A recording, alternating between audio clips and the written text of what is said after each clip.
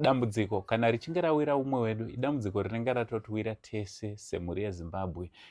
Ndofunga vazhinji mumawhatsapp mumagrupu akasiyana-siyana esocial media manzwa audio yanga ichitaura zvakanyanya nezvanesi vekumasvingo vakasangana nedambudziko ravakasangana naro mumakore akapfuura gore ra2019. Zita ravo achinzi Progress Muzuva. So nhasi tabva tati regai tiuye kuzoona sister Muzuva timbokurukura navo maringe nemaaudios nemaarticles atiri kunzwa ari kusekuleta akawanda pasocial media, timbonzwawo kuti dambudziko ravakasangana naro nderei. Asi chekutanga, kana uri kutiona kekutanga pano paSaint TV, wationa paYouTube subscribe, wationa paFacebook follow Facebook page, paTikTok zvakare tavepo, account yedu yakanzi Uncle Saint. You can go and follow us as well. So iye zvino ndiri kuno kumasvingo kwatauya kuti tinge tiri tinokurukura navo, timbonzwa kuti chii chakatora nzvimbo, chii chakaitika, uye pazuva ranhasi pari nhasi vari papi neupenyu. Sister Muzuva, makadii henyu? Tiri nani hangu, makadii? Tiri nani. Yakadii miri? Mwiri unorwadza. Iri kurwadza. Takati tanzwawo audio renyu richisekuleta zvakanyanya pasocial media, ndo chakasakisa kuti tinge tiri tinouyawo panapa kuzokurukura nemi. Chekutanga, mhuri yeZimbabwe ingada kutanga kuziva kuti zita munonzani uye maishandira kupi pamakasangana netsaona? Zita ndonzi Progress Muzuva. Ndakasangana netsaona ndichishandira paBikita Rural Hospital. Alright, mungada kutitsanangura pamashure kuti chii chakaitika pazuva iri, uye makazobatsirwa sei? Ini taita pabasa pedu paive nemajuti ekunzi enzi ambulance corps. Saka waita week uri pajuti uchishanda masikati, unogona kuswera uri pabasa, asi ukaita kunodiwa ambulance mudistrict ndounenge uchienda. Manheru ukaita kune uchidiwa ambulance ndounenge uchienda futi. Saka inini ndandiri pajuti rangu reambulance corps. Ndopandakadedzwa usiku ndichinzi uperekedze murwere wemimba, maternity patient, ndiescote kuenda kuSuvhaira Mission Hospital. Saka tichibva nepatient yedu paBikita Rural, patient airatidza kuti iri stable, munhu ari right, papasina chairatidza kuti ane dambudziko. But Tam Road ndopakangomuka mai vaya pamubhedha vanga vakavata, mbva vajamba vachimira pamubhedha, pavarovera mahwindo eambulance. Vaibva vangotanga kuti ndimirirei ndakutouya, vachiburitsa musoro vauda kutobuda. Saka ndopandakavabata ndichivabvunza kuti kuchii, because ndakatovhunduka majambiro avakaita. Ndopavakandisunda zvine simba, ndongoramba chingoti ndati ndimirirei, vachiedza kuti vakwane pamahwindo eambulance avairovera vachida kubuda, zviya zvokuti vanga vakuda kukomita suicide, vakuita sekuti pane zvavainzwa munzeve dzavo. Saka inini pandakaona kuti munhu ada kukomita suicide, ndakabva ndatanga kubata mai vaya kuti ndivarambidze kuti vasajambe muambulance. Ndakaedza kumisa driver, but driver anga asingazvinzwi kuti kumashure kune zviri kuitika. Saka zvakatora nguva ndichiedza kudzikamisa mai vaya, but mai vanga vaine simba rakanyanyisa, ivo vachingoedza kuda kubuda nepahwindo. Saka vaigona ndipusha kana semota yaifamba futi, ndairovera pamarails emubhedha mota imomo, because mota yaifamba plus vaindipusha nekundirova, because vaiti ndikavarambidza kuti vasaite zvavaida vaindirova. Saka zvakazoti driver akazonzwa kuti kune zviri kuitika kumashure, saka akangovhurawo door, akamisa mota muambulance, bva avhura door, inda ndakadonha pasi. Mai vaibva vandijamba pasi pandandakadonha, vachidzika pasi, ndobva vatanga kurova driver weambulance. Saka dhiraivha uya akatanga kutobvunza kuti kochii zvaita sei, achibvunza mai vaya. Mai vaya pavakangoona kuti dhiraivha yakarwa akavarairwa, vapedza kurova dhiraivha vakabva vatanga kumhanya musango. Saka musango mavaimhanya umu mamuchingori nemiti yeminzwa iyaya plus pasina kana musha uri padhuze. Saka takatambura apa pari pakati peusiku, takatambura kuti tikwanise kudzosa mai ava muambulensi. But patakazokwanisa, because imwe nguva vakatombopinda pasi peambulensi kuti tivaburitse paende parodhi hapana kana mota yaipfuura ende papasina kana musha padhuze. Patakazokwanisa kuva effect pavakavata pasi peambulensi vakasumudza makumbo, indo pandakaona kuti pandakaona musoro wemwana. Ndobva ndavati pindai mumota ndikubatsirei, mwana akutoda kubuda. Ndobva vangopinda zviya zvinenge zvehasha vachitopinda mota. Dhiraivha akatombonditi sister, uye mugare kumberi, mukaramba mukaenda kumashure kune zviri kuita mai munosvika maurayiwa kana kukuvadzwa. Saka uye mugare kumberi. But inini pamwoyo pangu zvakangondirambira kuti ndingasiye here mai vandiri kuona kuti vada kutozviuraya ndichigara kumberi ko vakafa. Pamwoyo pangu zvakandirambira, ndakangonzwa kubatikana kuti handingasiye munhu achizviuraya. Plus ndatoona kuti mwana musoro wemwana. Saka dhiraivha akabva atongoti ndakusumudza mota, but handichamiri kuti tikasire kusvika. Saka ndakabva ndapinda mumashure namai vaya, ende tata padhuze nepane Dust Road. Ndopandakavati ndativakumbira mbotarisa mwana ndachitaura ye musukuru kuti akuda kubuda, havana kuramba. Vavavata ndobva ndatovabatsira kuzvarisa, kudhirivhisa mwana wavo. Mwana vaivari violent, but ipapo vanga vanani, asi vaindikika ndichiita delivery yangu, makumbo avo aindikika kumeso, kumashoulders, chero pachest. Saka ndakazokwanisa kuvazvarisa. Ndakatadza kuwana kana nguva yekupfeka magloves, ndakangovazvarisa nemabhands. Saka mwana akangoti achibuda ndichikata code, ndisati ndakilemba code, mai vaya vakabva vati mwana wangu ere mbuya.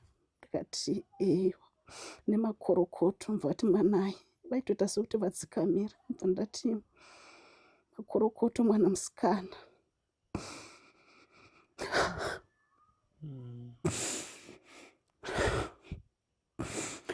Vakabva vamuka panga vakarara, pavatanga kundirova vachiti ndipe mwana aende muurayi, watondichinjira mwana wangu. Handizvari vana vasikana, ndozvara vana vakomana. Saka ini ndakanda kuti vaida kubvuta mwana ndichiramba vachindirova. Saka ndanda kuti rumwe ruoko rwakadzvanya guvhu remwana ndarisina kukwanisa kurikilemba kuti asabhuliti. Saka ruoko rumwe rwakadzvanya guvhu remwana, rumwe ndorwanga rwakabata mwana, ndichinzvengesa kuti mai vacho vasamudzvinye. But vairamba vachindirova. Placenta yanga isina kubuda, vainditanangira mota yaimhanya mudhasti. Ndaigona kudonha nemwana iyeyo maoko ndichimuhwandisa. Mai vaya vaisumuka, aigona kusimuka kana kunditanyanga. Ropa rakandidonhera mwiri wese, even kumeso.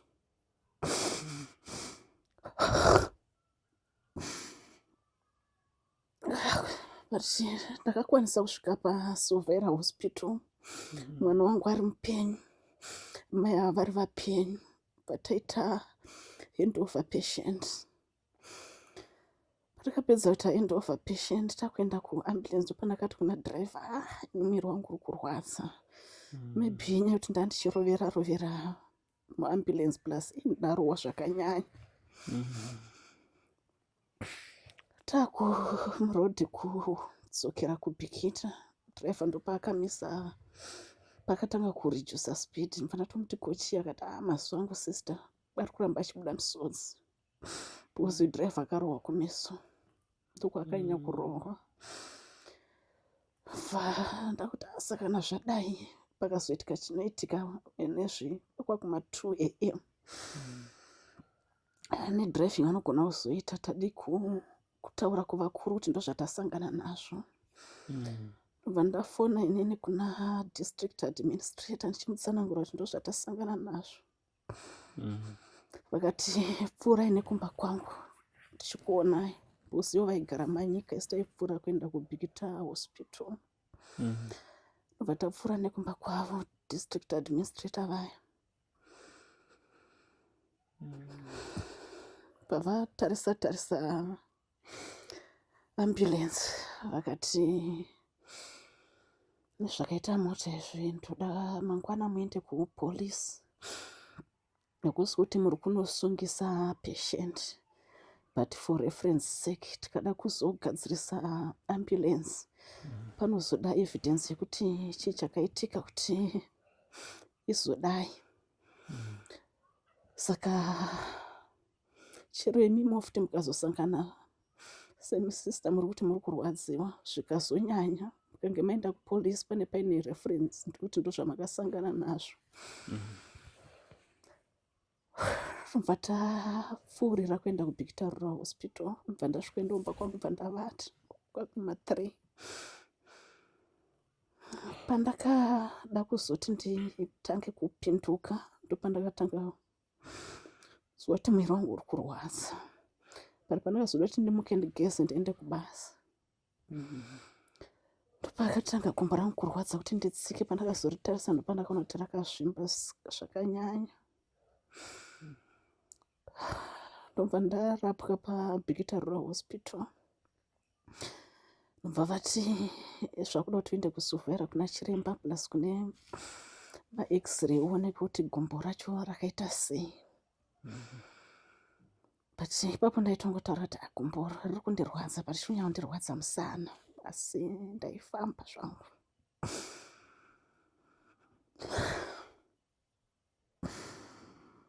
Pandaenda kusuvhera machine ndobva ndasvikoitwa X-ray yegumbo.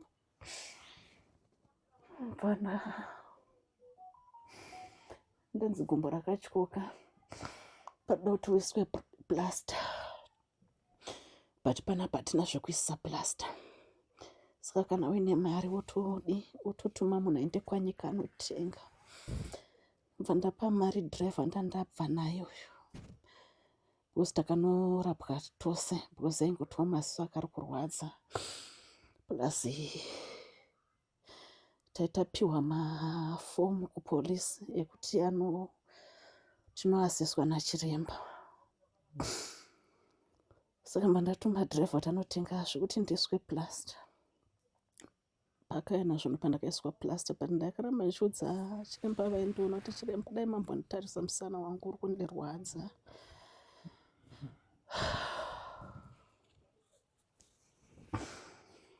Havana kunyanya kuzvikoshesa because ndaiti musana uri kunyanya kurwadza nemumbabvu nemuchest ndozvainyanya kundirwadza. Havana kunyanya kuzvikoshesa havo, vakanyanya kungozoita zvegumbo rangu raiswa plaster, vangavaisa plaster. Saka ndaiswa plaster iyi dhokta vakabva vati isusu maX-ray machine yedu hainyatsove right, togona kunge taisa plaster paine pamwe patisina kuona. Saka enda kumasvingo unoitwa futi imwe X-ray asi uine plaster iyoyo. Ndobva ndauya kumasvingo ndobva ndaitwa X-ray. Madhokta akandiona akati pakakavhwa neplaster ndopane fracture iri right. Ndikavati ko musana. Ndobva vati chimbonomwai mapiritsi aya, kana waramba uchirwadza unozodzoka. Ndopandakabva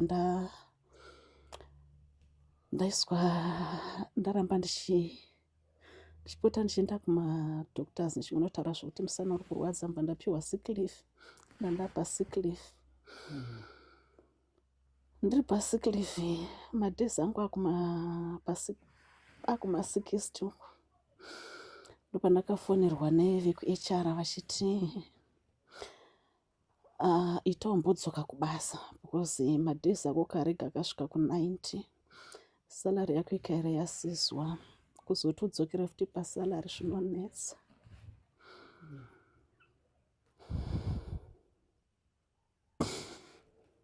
vanhu ndavati Saka patime yamaenze mudzokimbozokera kubasa, manga muri kukwanisa here kuenda kubasa kwacho kunoshanda? ndakatovati handisati ndabviswa plasta tichiri kurwadziwa. Vakati kana zvichiita ukabviswa plasta imbodzoka kubasa, ukauya ukamboti shandei tozokwanisa kukurinyiwa futi sick leave yako. Ndakatombovabvunza ndikati kwaimbwa pano mandoona vachienda kumasick leave indefinite achitoexida 90 days but pay yake ichingouya. Zvikanzi takavarayirwa tikadarisa zvataifanira kuaplaya madhezi ako asati adarika 56. Saka takavarayirwa, saka unodzoka kubasa then tozokupa sick leave. Hatichakanganwa kuti tiapply after madhezi asati asvika pa56. Pavazondifonera futi vakati chimbodzoka kubasa, madhezi anga kuma72. Ndopandakadzokera kubasa kuya. Gumbo rai rakabviswa plasta but rai rakazvimba. Musana waindirwadza zvokuti ndaiti ndikamira nguva yakati rebei waisheka. Ndikagara ndaifamba nemadondoro, ndasingagoni kuzvifambira, ndaifamba nemadondoro 2. Saka ndaiti ndikagara ndikada kuzosimuka ndasingagoni kutwasanuka. Musana unenge wakuramba kutwasanuka, ndaane peni yakanyanya but vakanditi ndidzoke kubasa. Pandakadzokera kubasa inchaji wangu akabva ati kwaiwadzokerei, ungakwanise kushanda here nezvauri zvine madondoro, unoshanda chii wakadai? Ndakati ndozvandaudzwa nevekuHR.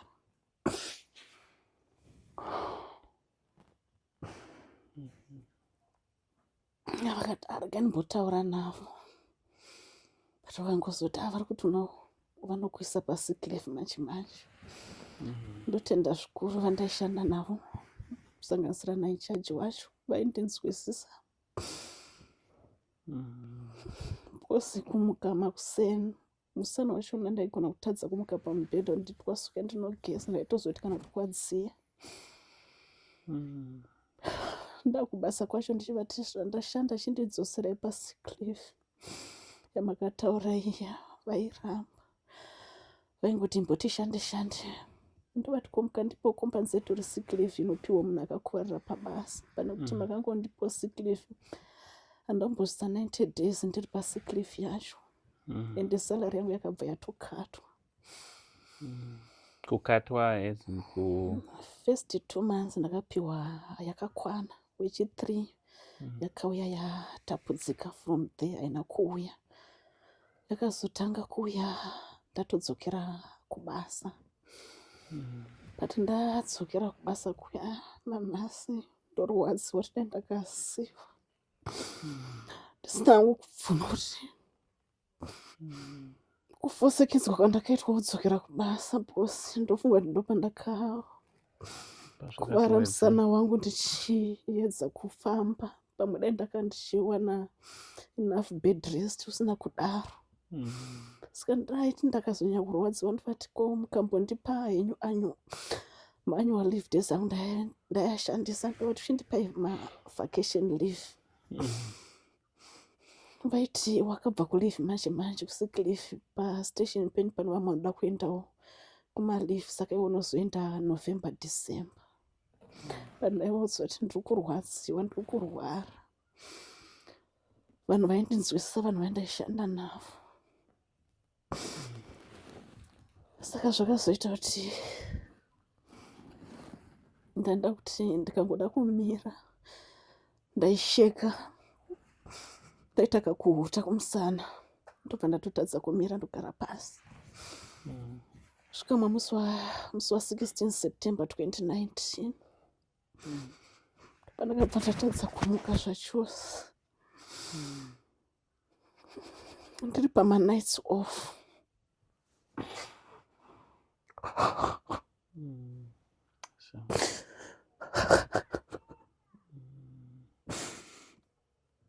But pavakazonditi takufila ma-leave forms, vana kutaura vakatinyora date rawatanga kurwara racho, rawaita serious, iwe wanga uchirwara but pawazoita serious pacho ndoraunonyora. Ndikati ndakatanga kuita kutadza kumuka ndiri pama nights off. Svika ndounonyora iwayo. Ndobva ndanyora vanangopiwa sick leave futi ndikawana full salary October na November. December 2019 yakauya futi yatapudzwa from there kusvika nhasi andauzowana salary. Kubva December 2019 ndopakakatwa salary yangu. Saka zvadaro ndatadza kana kumuka, ndasingazagoni kana kupinduka kana kufambisa zvigumwe zvekutsoka. Ndaiti ndikangozvifambisa musana wangu waigwina, ndandakuita maspasms, ndotanga kusheka kunge munhu ari kugwina. Dhokta vakandiona vakati x-ray kuratidza kuti musana wakakuvara, kosi makapedzera kufamba rini? Ndavaudza vakati kosi mamuchistraina musana kudai. Vakatokuwadza musana wakaona pa x-ray pachiratidza zvakadai, musana wakadhamejika.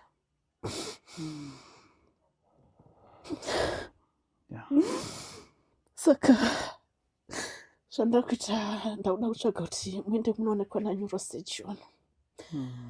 Vakaedza kutsvaga kuma government hospitals hapana vakawana. Kusvika vazonzwa kuti kuClaybank kuna neurosurgeon ariko, ndopa vakandirefer kuna neurosurgeon kuClaybank. Ndobva ndafona kudistrict ndichindokumbirawo ambulance. Ndarefewa nachiremba kuti ndiende kuClaybank ndinoona neurosurgeon vari kuti musana wangu unenge wakakuvara. Vakati aiko zvinezvi hapana mota. Ndikafonera PMD ndichivaudza kuti ndozvandaudzwa nachiremba, ndokumbirawo ambulance ndiende kuKweru. Vakati regai ndione uzondifonera day after tomorrow ndenda organize. Pandakazovafonera paya ndichinzwa kuti zvavakanga vapromisa foni yaingoringa vanga vasingasadairi. Kubva ipapo vakaramba kudaira kusvika ndazotsvaga mari ndikahaya ambulance yeEmirates. Ndoya ndakaenda nayo kuClaybank. Ndasvika kuClaybank ndakasvikoitwa ma-x-ray neCT scan. Chiremba yakati zviri kubuda paX-ray musana wakakuvara stireke, but hatinyatsooni neX-ray kuti wakakuvara papi nepapi uye chinoda kuitwa chii, saka panoda kuti paitwe MRI. Saka ndakukurifeya for MRI, but kana zvichibvira itwayo uchikasira because zviri paX-ray musana hausuda kuramba uchishekwa usina kugadzirwa. Bandadischargwa kuClaybank handida kukwanisa because vakandiudza kuti MRI muno muZimbabwe inongoitwa Bulawayo nekuHarare. Handida kukwanisa kuenda kuHarare kwacho kwaitwa MRI nekuda kwekuti handisina mari. Bandadzoka kunokumba kumasvingo. Vandafona kudistrict ndichivaudza kuti ndozvakanotaurwa naneurosurgeon vaya, ndokumbirawo zveassistance ndowanewo mari yekuti ndinoitwa MRI. Inoratidza kuti iri kudhura kwandiri kuita maquotations. Akati izvozvi zvatina mari. Ndikafonera PMT akati izvozvi hapana, tichambotsvaga. Ndikaudza vekustation kwangu paBikita Rural Hospital. Vakati togona kukubatsira because pane mari iripo yeGlobal Fund yatachifanirwa kushare naisusu staff yepano paBikita. Saka isusu tawirirana sestaff yepano kuti instead yekuti tishare nemari tikupe wane kubatsirika. Saka tanyora tsamba takuenda nayo kumaofisi kuti vanoti approvera because inozoda kubvunzwa kuti kuti yakafamba sei, makaishiyana sei. Mm. Vazondifonera vachiti taenda kumaofisi vanoramba, but mari iyoyo ngaishande zvairi meant for. Haina kunzi ndeyake kuti arapiswe, ngaishande zvayakanzi ishande. Ndo maripots atinozoda atinoisa mumafiles, saka hatingazonyori zvinhu zvisiri izvo. Saka musashandise mari iyo zvisiri izvo, mba vatotadza kundipa mari iya. Mm.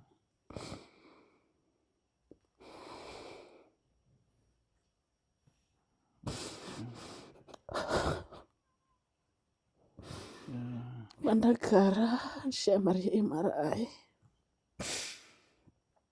pandakazoiwana pandafona futi ndichikumbira ambulance kudistrict nekuprovince, vakaramba. Ndikahaya kombi, ndikabviswa masitsi, ndikaisirwa mattress, ndikaenda kuHarare kunoitwa MRI. Ndaitwa MRI iya ndikahaya futi kombi kuenda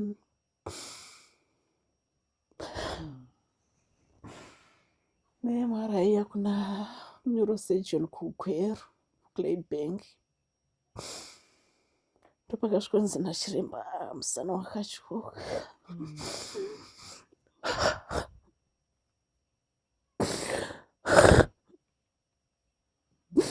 Sure.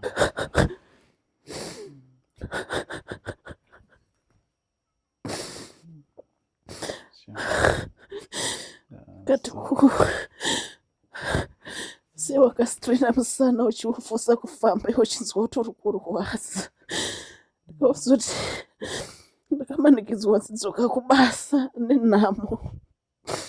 Ndakafunga kuti vada kundigadzirira.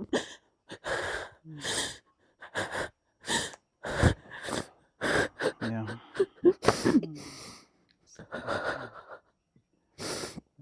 Kati saka panda kuti paitwe operation yemusana wacho tikasire kugadzirisa. Vataura mari yavaida chiremba haya, ndandisina mari yacho. Kadzoka futi kugara kunokumba, ndichikumbira futi kuministry.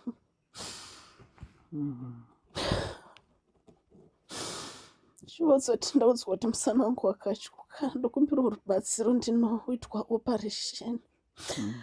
Hapana chavakanibatsira nacho. Ndichitsvaga mari, chitengesawo zvese zvandakashanda zvatatakaunganidza semhuri. Mari iya yakaramba kukwana, tikakweretawo. Vaibvuma kuti kweretesa, mari haina kukwana. Ndikaramba ndakangovata ndiri muno mumba. Kusvika pandachitaura kuti musana wangu waisheka, wakazotanga kuti ndakavata. Wanga wakuita maspasm zvoti ndaisheka nemubhedha waisheka. Pandazofonera dhokita vaye ndikati chiremba ndozvandakusangana nazvo. Akati saka it means condition yako iri kutoweseneka nekufamba kwemazuva, kuri kuita mazuva. Saka pada kuti paitwa operation nokasira, ndikati mari handisati ndaiwana yamakataura, asi ndine mari yakati.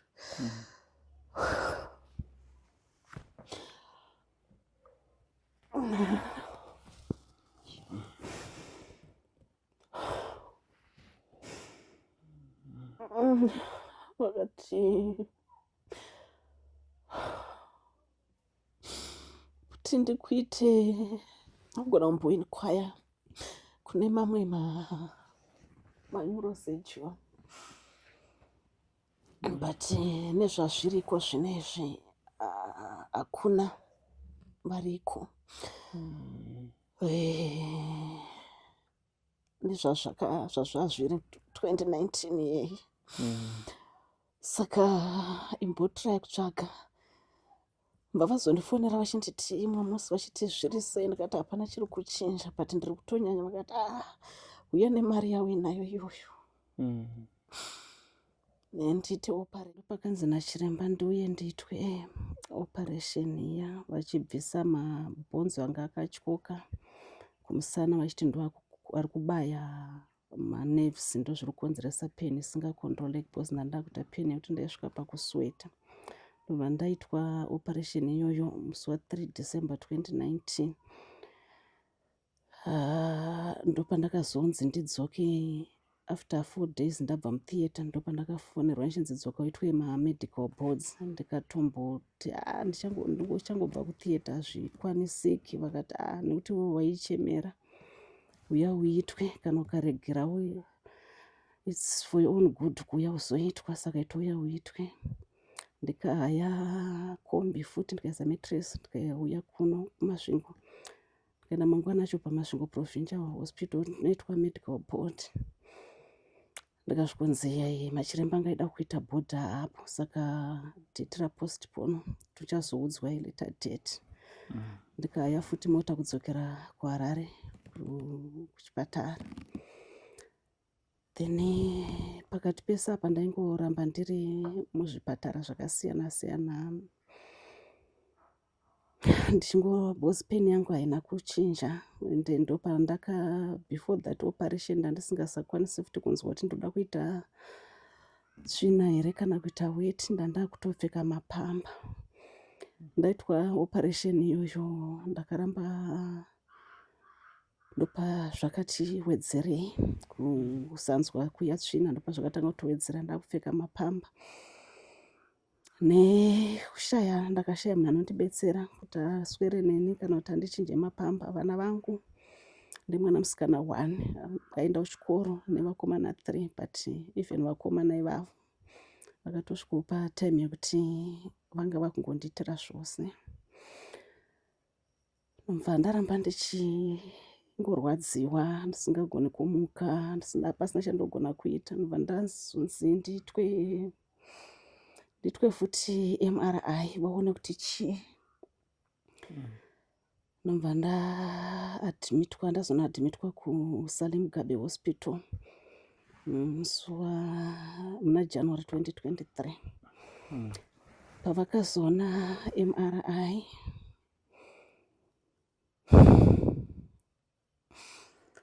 ndopavakati musana waiwa nepermanent fracture. Saka permanent fracture kuti uzokwanisa kufamba futi zvakare zvakuda kuti uitwe imwe operation, bateta kuisa simbi marods and screws. Saka ndakazoitwa operation yacho nekuiswa simbi musi wa23 January 2023. Ndaitwa operation ndakagara ndakazodischargewa, but handina kuuya kumba mazuva ndadischargewa, ndakashaya transport. Ndakagara muchipatara chekudzokesa kuno because hatisisina kana mari. Vandazokumbira Medsup paMasvingo General Hospital ndandakafonera chiremba ndane mazuva ndadischargewa. Because ndaifonera kudistrict nevekuPMD vaingoti hatina mota, hapana mota. Vandazofonera Masvingo Medsup vakati ndichivaudza kuti chiremba ndane mazuva ndadischargewa, challenge ndokushaya transport yekudzoka kumba. Bva vati kana pakaita mota inouya ikoko ndichakuudza yozokutora. Vavazondifonera umwe musi kuma4 zuva rodoka ndatone mazuva ndadischargewa, umwe ndatone 5 kana 6 days ndadischargewa. Vavazoti pane mota yauya ikoko yaunza varwere ikoko, saka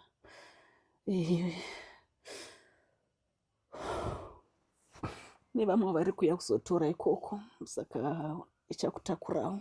Ndomota yandakazodzoka nayo. Tikangodzoka takawandawo maambulensi macho imomo. Ndokudzoka kwandakaita after operation ya 2023.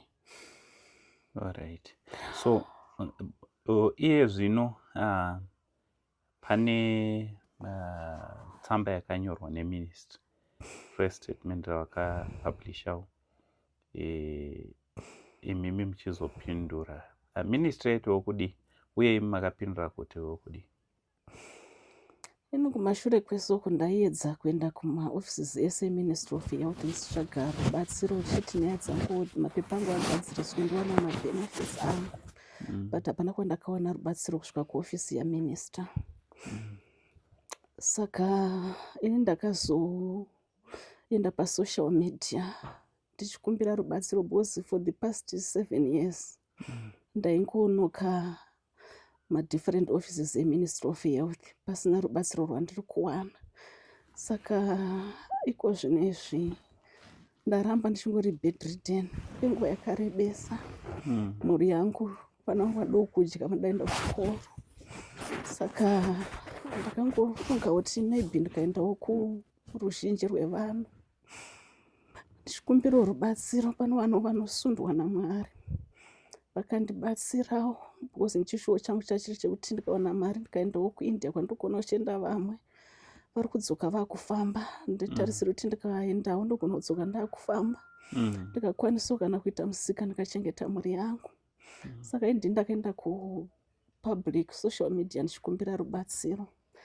Handina kunge ndakumbira kuministry because kuministry vanga vandiignore for kwenguva yakarebesa.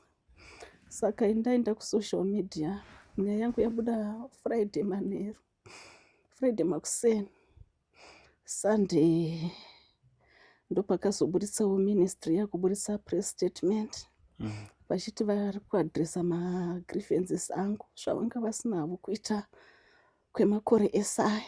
Ndikatove netarisiro yekuti asaka at least ndakuwanawo mabenefits angu.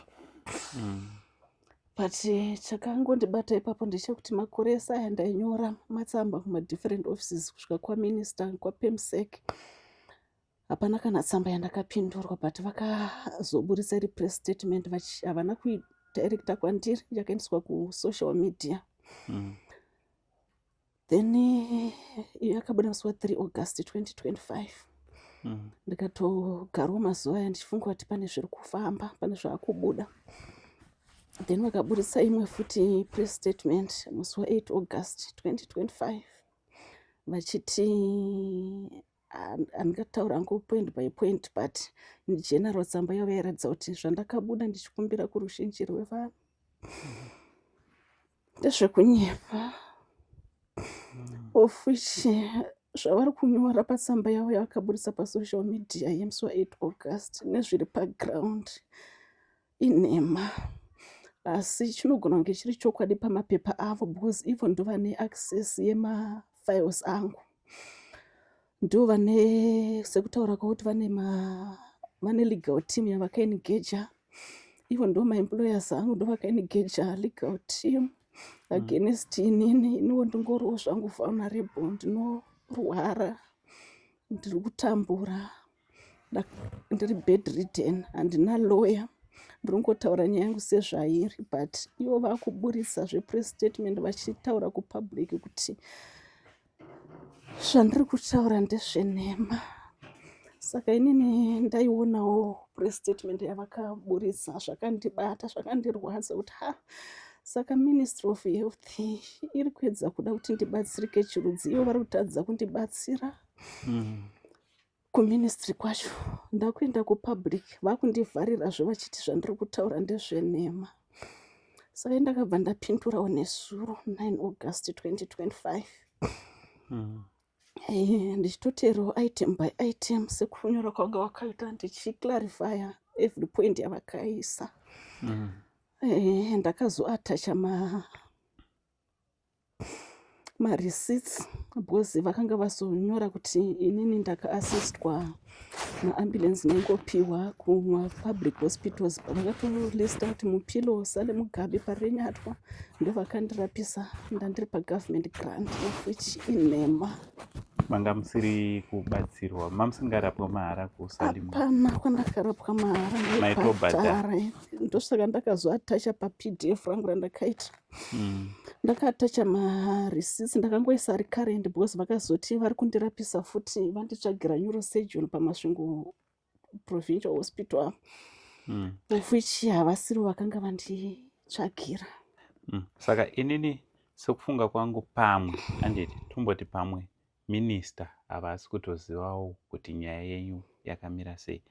Mukawana mukana wekuti mutaure naminista vehealth nhasi, mungada kuti kudii? Mashoko amungade kuadhiresa direct to the minister wehealth. Netsamba dzavakaburitsa hapana chandichataura vakachiteerera, because zvikuratidza kuti mumafairo mangu maane tsamba dzakafojerwa dzakawandisa vakanyorera. Because pakabuda press statement nezuro yandakaona yeministry, ndakafonera wepublic relations wacho akambobuda last time ndichivati kwezvamuri kutaura izvi mune chokwadi nazvo here? Vakati tine evidence, tinotori nemalogshits emaambulensi aikutakura kuenda kwese kwaunoda.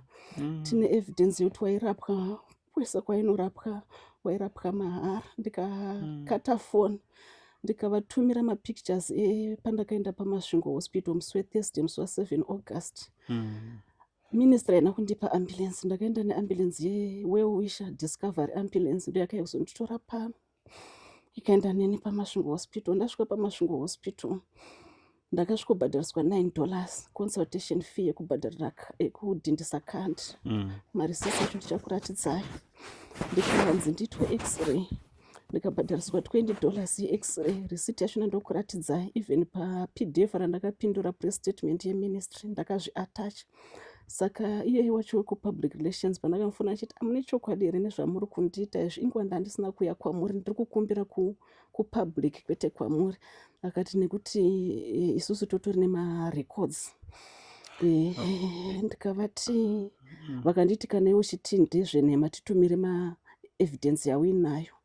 Ndikati hapana evidence yandinokupai, muchitanga yemandipa yamuinayo, because imimi ndimandisingasatrust nekuti imi une file rangu. Saka kureva kuti zvoni imimi muri kuti kunogona kune umwe munhu akakanganisa basa rake kubva pakutanga ave kuda kutry kuita cover up. At first ndaifunga kuti pamwe munhu kana kuti vanhu vashoma, but zvino zvine mapress statement akubuda zvakuratidza kuti maybe the whole Ministry of Health pane zvavari kuviga, and handizivi kuti vari kuzviitire, because handisi kuchema kuti ndoda zvimwe kana kuti mari yandaifambira yacho kwavari haisi yemuhomwe memunhu. Mabenefits angu andakashandirawo makore sandakashanda. Saka mabenefits haakabuda here? Ndoacho ndiri kutaura kuti ndandishifambira kusvika ndazouya kupublic ndaona kuti hazvisi kubuda. Ndaona kuti hazvisi kubuda. Alright. Imimi pari zvino help yamuri kuda ndeyekuti kudii kupublic, since ministry iri kuratidza kuti yakakundikana according to zvamuri kutaura? Ndandichikumbira wangu kuruzhinji rwevanhu kuti dai vaikwanisa vakandibatsira. Ndabhadhara, ndine mari dzandiri kuzvikwereti kumadoctors aindirapa vakasiyana siyana. Ndine zvikwereti zvandakaita kuvanhu vaindibatsira. Vanhu vaifunga kuti sezvo uri kugovernment mari yako inokasira kubuda, saka vanhu vakandikweretesa havachabhilivhi kuti handina chandiri kuwana, kana kuti chandakapiwa chacho achishoma shoma chandisingatozivi nanhasi kuti ndechei. Ndakabvunza kumaofisi kuti ko mari iyi ndeyei? Vakati tichazokudza. Kusvika nanhasi ndakazongosvika pakuneta kuvabvunza, kunyange hairi mari shomasa. Saka enda chikumbiro ndikawanawo 11,200 ndo mari iri kusanganisa zvikwereti zviri kuvanhu nezvekumadoctors. Then ndikawanawo assistance yekuti ndirapwewo kunze kwenyika. Ndaizofara zvikuru, because ndinonzwa pamwoyo pangu kuti maybe ndikanorapwa kunze ndogona kupora. Then welfare yevana vangu, ndine vana vangu vese vari 4 vari kuchikoro. Saka mafees achona ari kunetsa. Ndo zviri pamwoyo pangu.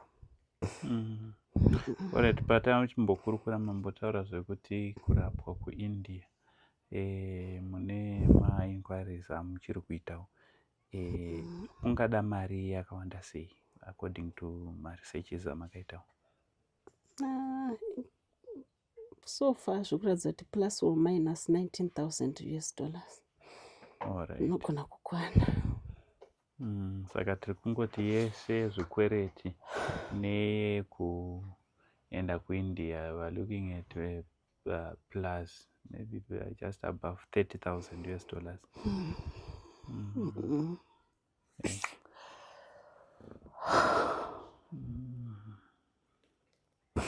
Mhuri yeZimbabwe ndofunga mangozvinzwira. Ava vanonzi Sister Mzua. She is a nurse by profession, registered in general nurse. Ndofunga nyaya yavo vazhinji mainzwa. Mazwa mabatiro avanga vachiitawo. Chikuru chatiri kuda kungotenda ndechekuti kunyangwe vakasangana nedambudziko vari pabasa,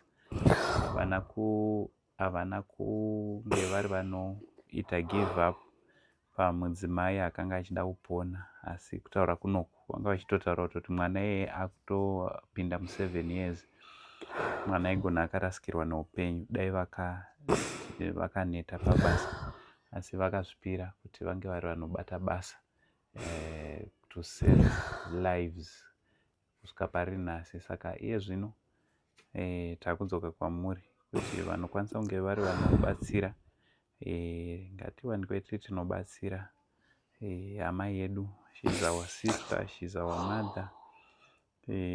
Let's help her kuti upenyu hunge huri kunoita zviri nani. Tinotenda kuti mhuri yeZimbabwe muchabatsirana navo kuti upenyu hunge huri kunochinja. Rimwe ramazuva azotaura kuti vakapinda mudambudziko, asi Mwari vakawanikwa vari vanopindura vachishandisa imimi maona vhidhiyo rineri. Don't forget to share, comment. Don't forget kusharewo nevamwe zvakanyanya kuti vhidhiyo rineri riende kuti vange vari vanobatsirika. Uncle Saint ndiro zita rangu. For now it's much love and God bless.